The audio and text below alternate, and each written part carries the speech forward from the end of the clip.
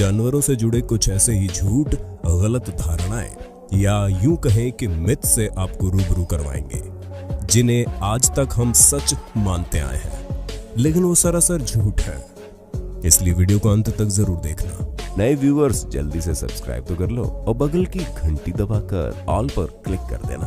भालू, अगर आप भी बचपन में विनी द पू या माशा एंड द बेयर कार्टून देखकर व अन्य भालू की कहानियां पढ़कर बड़े हुए हैं, तो आपने ये बात जरूर देखी, पढ़ी और समझी होगी कि भालू को शहद से ज्यादा और किसी से प्यार नहीं है ना? और शायद आज तक आप इसे ही सच मानते आए होंगे। खैर, ऐसा बिल्कुल भी नहीं है। भालू मधुमक्खी के छत्ते पर छापा जरूर मारते हैं, लेकिन भालुओं का असली खजाना शहद न होकर छत्ते में मौजूद ब्रूड होता है, यानी कि अंडा, लार्वा, और बड़ी होती मधुमक्खियों के प्यूपा को ब्रूड कहा जाता है। भालू दूर से ही मधुमक्खियों के छत्ते को सूंघ लेते हैं, फिर चाहे तो दूर सुदूर जंगल के किसी पेड़ की ऊंची टहनियों पर हो या फिर मधुमक्खी पालनकर्ताओं द्वारा बनाए गए बक्से में हो, ब्रूड के लिए वो पूरे छत्ते को चीर फाड़ देते हैं। शहद फूलों के रस और ग्लूकोज से बनता है, इसलिए कार्बोहाइड्रेट से भरा हुआ होता है, जैसे ग्लूकोज और फ्रुक्टोज।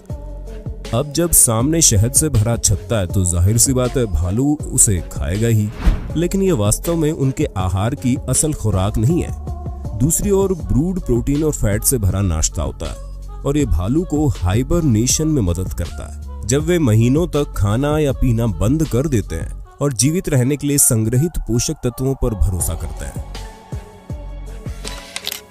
ऑस्ट्रिच, आपने भी ये जरूर सुना या कार्टून में देखा होगा कि ऑस्ट्रिच यानी कि शुतुरमुर्ग डर के कारण अपने सिर को रेत में छुपा लेते हैं। एक बार को कार्टून कैरेक्टर्स को बाजू में कर दें, तो क्या वास्तव में शुतुरमुर्ग डर के मारे अपना सिर जमीन या रेत में गाड़ देते हैं? ये एक लोकप्रिय मिथक यानी कि मिथ है जो सदियों से चला आ रहा है। अब अगर आप सोच रहे हैं कि ये कहानी आखिर कहां से आई, तो जूलॉजिस्ट का तर्क व अनुमान है शुतुरमुर्ग दुनिया में सबसे बड़े पक्षी हैं, जो कि 2 से 3 मीटर लंबे होते हैं, लेकिन उनके शरीर के मुकाबले उनके पास बहुत छोटा सिर है। और यदि एक शुतुरमुर्ग जमीन से अपना खाना चुग रहा होगा और अगर हम दूर से देखेंगे तो उनके सिर को देख पाना लगभग असंभव हो जाता है। तो ऐसे में ये कहना लाजमी सा लगता है कि शायद वो हमें देखकर अपना सिर जमीन में गड़ाए बैठा है। दूसरा तर्क ये है कि शुतुरमुर्ग जमीन पर अपना घोंसला बनाते हैं, जो कि लगभग 2 मीटर चौड़ा और 1.1 से 2 फुट गहरा होता है, और वे अपने अंडों को अपनी चोंच से दिन में कई बार घुमाते रहते हैं, जिससे अंडों को चारों तरफ से बराबर गर्मी मिल सके। ऐसे में दूर से देखने वालों को 100% यही प्रतीत होगा कि शुतुरमुर्ग डर के मारे जमीन में अपना सिर गाड़े बैठा है। तीसरे तर्क से मैं भी सहमत हूं कि अगर शुतुरमुर्ग जमीन के अंदर अपना सिर गाड़ देगा तो वो सांस कहां से लेगा? तो कुल मिलाकर शुतुरमुर्ग जमीन या रेत में डर के मारे अपना सिर नहीं छुपाते हैं, बल्कि अपने अंडों की देखभाल करने के लिए दिन में कई बार अपने घोंसलों में सिर गाड़े बैठे होते हैं।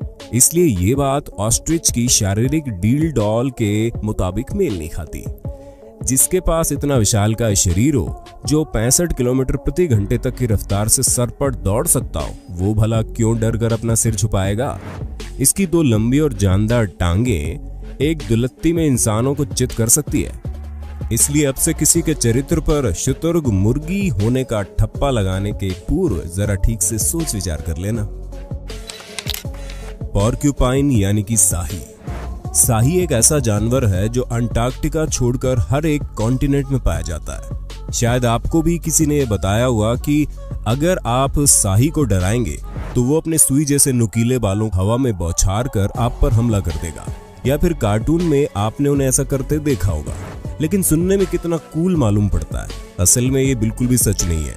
पॉर्क्यूपाइन का कांटा बोलो या क्विल्स बेसिकली उसके मॉडिफाइड बाल होते हैं, जो आम बालों की तरह उसके शरीर पर रहते हैं। ये बहुत शार्प और हार्ड होते हैं क्योंकि ये कैराटिन नामक प्रोटीन से बने होते हैं, जो इनका शरीर बनाता है। इनकी आंखें कमजोर होती है, पर सूंघने की शक्ति बेहद कमाल की होती है। जब कभी साही डर जाता है या उसे खतरा महसूस होता है, तो उसके ये सुई जैसे नुकीले बाल ठीक उसी तरह से खड़े हो जाते हैं जैसे हमारे शरीर में रोंगटे खड़े होने पर बाल खड़े हो जाते हैं। टेक्निकली साही के बालों की जड़ों में मांसपेशियां इसके सीधे खड़े होने का कारण बनती है और फिर जैसे ही कोई शाही के नजदीक आने की कोशिश करता है, ये अपने बड़े क्यूल्स का मुंह उसकी ओर कर देता है, जो शिकारी के शरीर में चुभ जाता है। यानी कि शाही अपने शिकार पर हमला करने के लिए अपने क्यूल्स की दूर से बौछार कर देता है। ये बात सरासर झूठ है। असल में क्यूल्स जब तक किसी चीज के संपर्क में नहीं आएगा, तब तक वो पोर्क्यूपाइन की त्वचा से अलग नहीं होगा। स्नेक। सांपों के बारे में लोगों के बीच बहुत से मिथक फैले हुए हैं, जैसे कि उनके पास नागमणि का होना या सपेरे की बीन पर नाचना, अपने साथी की मौत का बदला लेना या फिर दूध पीना। बीन पर नाचने पर कुछ समझदार ये जवाब देते हैं कि सांप के कान नहीं होते। सांप बहरे होते हैं जो केवल बीन की मूवमेंट पर रिएक्ट करते हैं। हाँ, कुछ हद तक ये बात भी सही है, लेकिन ऐसा नहीं है कि सांप के कान नहीं होते। हाँ, उनके सुनने की क्षमता सीमित होती है। कारण ये कि उनके बाहरी कान नहीं होते, ना ही मध्य कान होते हैं। बस एक छोटी सी हड्डी होती है जो उनके जबड़े की हड्डी को भीतरी कान की नली से जोड़ती है। सांप ध्वनि को अपनी त्वचा से ग्रहण करता है और वो जबड़े की हड्डी से होती हुई भीतरी नली तक पहुंचती है। इस तरह वो सुन पाता है। हम 20 से लेकर 20,000 हर्ट्ज तक की ध्वनि सुन सकते हैं, जबकि सांप केवल 200 से लेकर 300 हर्ट्ज की ध्वनि सुन सकते हैं। सपेरा जब बीन बजाता है तो उसे इधर उधर हिलाता है, जिसे देखकर सांप भी अपना फन उठाकर उसी दिशा में लहराता है और लोग समझते हैं कि सांप नाच रहा है। दूध पिलाने वाली बात पर मुझे मालूम है कई लोग मुझसे बहस कर सकते हैं, लेकिन हम आपको बता दें कि सपेरों को जब भी सांप को दूध पिलाना होता है तो वो उन्हें भूखे प्यासे रखते हैं। लेकिन दूध पीने के कारण सांपों को निमोनिया हो जाता है और कभी कभी उनकी मौत भी हो जाती है। एक बात और बता दें आपको, अगर आप सोचते हैं कि सांप अंडे देते हैं तो ऐसा नहीं है। दरअसल धरती पर पाए जाने वाले सांपों में से 70% सांप अंडे देते हैं, पर बाकी की 30% प्रजातियां इंसानों की तरह सीधे बच्चे पैदा करते हैं। इसके अलावा अधिकांश लोग, खासकर जो कैंपिंग के शौकीन होते हैं, उनका भी ये मानना है कि अगर सांप को भगाना है तो नमक का इस्तेमाल करना चाहिए। इसलिए जंगल वगैरह में अपने टेंट आदि के बाहर वो गोलाई में नमक डाल देते हैं ताकि सांप अंदर ना आ सके। लेकिन क्या ये काम करता है? इस वीडियो में देखिए कैसे बच्चे को इसकी जानकारी देने के लिए आदमी नमक का घेरा बनाकर उसमें सांप को डाल देता है, लेकिन सांप बिना हिचकिचाहट के नमक के सर्कल को पार कर जाता है। यानी सांप के स्केल्स पर इसका जरा भी प्रभाव नहीं पड़ता। बैट्स।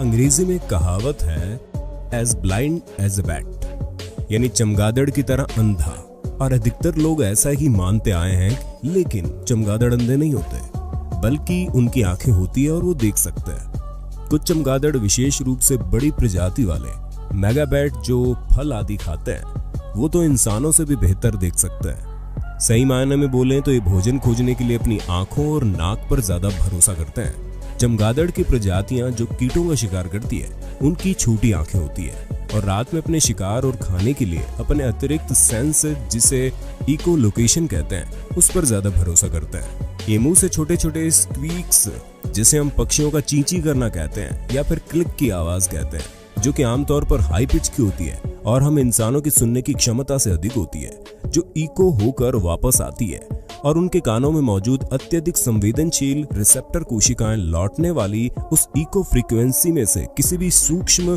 परिवर्तनों का पता लगाती है, जिससे उन्हें अपने स्वादिष्ट भोजन का पता चल जाता है। इसके अलावा लोगों का ये भी मानना है कि चमगादड़ इंसानों के बालों को पसंद करते हैं और हमला करने की कोशिश करते हैं, लेकिन ये बात भी सच नहीं है।